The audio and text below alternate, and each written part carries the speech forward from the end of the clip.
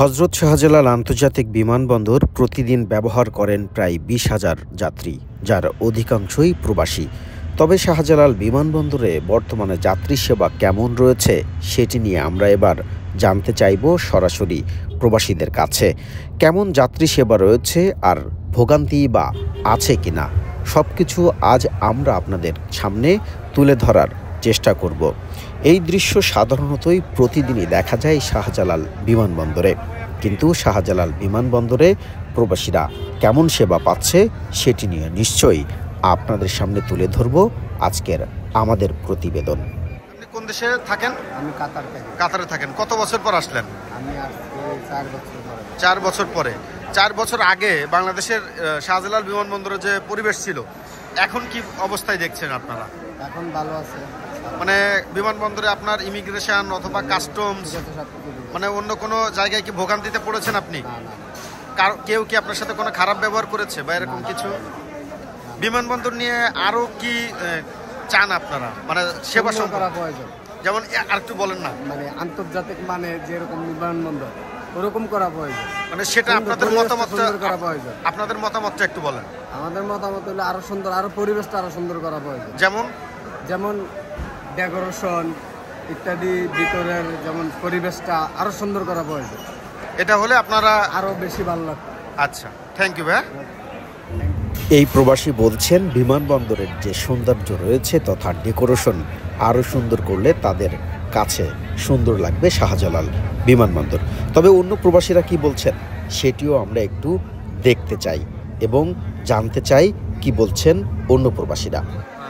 মনে হয় 1 ঘন্টা হবে না, ঠিক আছে। আধা ঘন্টার ভিতরে আপনার ইমিগ্রেশন খরচ হয়ে গেছে। ইমিগ্রেশনের পরে এখানে ইমিগ্রেশনে 2টা করে অফিসার থাকে, ঠিক আছে। প্রত্যেকটা ইমিগ্রেশনে এখন 2টা করে অফিসার আছে, ঠিক আছে। কোনো সমস্যা হচ্ছে না। আগে তো দেখতাম যে অনেক সময় লাগতো, অনেক লং টাইম লাগতো, ঠিক আছে। এরপরে আপনার লাগেজটাও আমি আসার পরে ইমিগ্রেশন ক্রস করে আসার পরে লাগেজটাও 5-10 মিনিটের ভিতরে পেয়ে গেছিলাম। মানে বিমানবন্দরের ভিতরে তো কোনো সমস্যা হয়নি? আপাতত কোনো কমপ্লেন নাই, বাট যাওয়ার সময় বোঝা যাবে। এখন আমি আসছি, এখন আর কোনো না, আসার সময় আপনি কোনো কমপ্লেন পান নাই? আসার সময় এখন কোনো কমপ্লেন পাই নাই। যখন যাবো তখন হয়তো দেখবো আর কি। কোন দেশ থেকে আসছেন ভাইয়া? সৌদি আরব থেকে আসছি। আচ্ছা ভাই, ধন্যবাদ। আপনি কত বছর ধরে আছেন? 3 বছর। আচ্ছা ভাই, ধন্যবাদ। Fighter remittance. ভাই আপনি কোন দেশ থেকে আসছেন? আমি সৌদি আরব থেকে আসছি। সৌদি আরব থেকে। আপনি সৌদি আরবে কত বছর ধরে আছেন?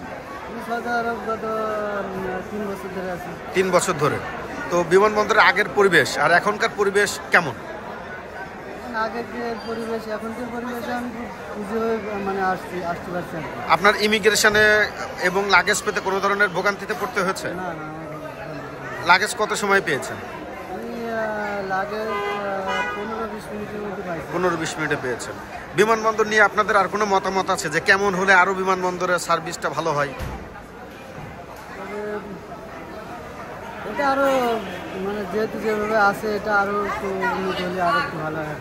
আমি ওমান প্রবাসী মোহাম্মদ বাং, ওমান থেকে আসছি। আলহামদুলিল্লাহ, আগের থেকে এখনকার পরিবেশ, এখনকার যে সার্ভিস এয়ারপোর্টে অনেকটা ভালো হচ্ছে, ঠিক আছে। দেন আমি আশা করি আমাদের আগামী বাংলাদেশ এর থেকে ভালো আগামী ইনশাআল্লাহ বাইরে থাকবে। আপনি কি বিমানবন্দরের ভিতরে কোনো ধরনের হয়রানির বা ভোগান্তির শিকার হয়েছেন? না, কোনো প্রকার হয়নি। শুধুমাত্র অ্যাকশন শাহজালাল ভিতরে যে সেবামূলক যে কাজগুলো, শুধু এতটুকুর জন্য আমি আশা করি একটু পরিবর্তন হওয়া। ইমিগ্রেশনে কোনো ধরনের হয়রানির শিকার হয়েছেন আপনি? লাগেজ পেতে কোনো ধরনের ভোগান্তিতে পড়তে হয়েছে? সঠিকভাবে পাওয়া যায়। কতক্ষণের মধ্যে আপনি লাগেজ পেয়েছেন?